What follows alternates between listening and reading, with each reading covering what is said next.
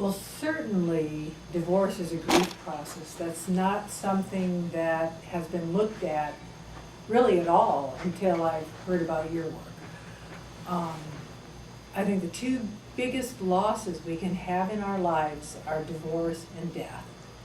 And they're so parallel with following the stages. And the stages don't happen in a nice, neat order, that you can cycle through them again and again at different levels.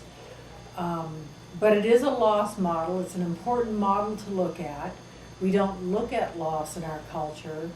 And looking at it in divorce, I think, is revolutionary. We've been looking at it now in grief since Kubler-Ross's work. But divorce, I'm surprised no one has looked at it. Even I was a mediator for 10 years in the court, and I would talk about emotions, not necessarily the grief process, but it was never discussed ever in those 10 years I worked full-time in the courts. So this is a revolutionary process that I believe needs to be brought into every family court there is in the country. It's revolutionary in a number of ways. First of all, I don't know if the divorce courts have ever dealt with the emotions in this way, but they're important, and we do go through a natural process. The statistics you have here show, going along with the study you pointed out, that it takes about the same amount of time, a little more than 2 years to go through loss.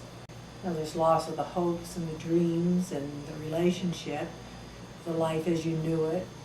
There's the income thing. You may not have the same income. You have to divide it among two. There's a lot of layers of loss. And to try to push people through it, it's like pushing the river. You cannot push the river.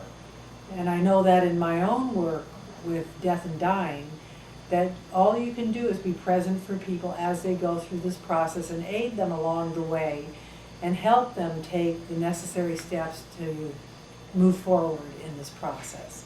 But if you try to push it, get through a divorce in 3 or 4 months, it's going to eventually backfire, or they're going to have the residue of emotion that's going to come up later at some time, affect the kids or affect their lives in some other way.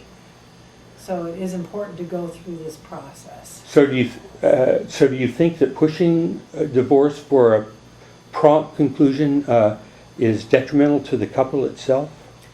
I think that it definitely can be. I think it would be equivalent to, before the hospice movement, people would lose their children. I can say this with my own family. My mother lost her 8-year-old son.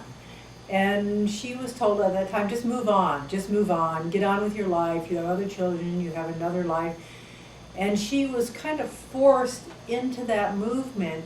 And I could see the residue of that even 30 years later, of never being able to, in a natural way, grieve the process of the loss. And I think divorce is identical to that. We need to let this process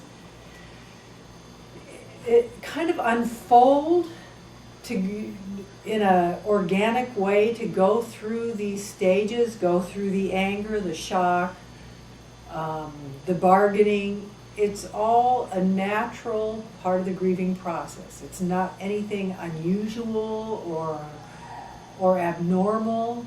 It's what we do as human beings. We naturally unfold in this way, and if we can support that unfolding through mediation or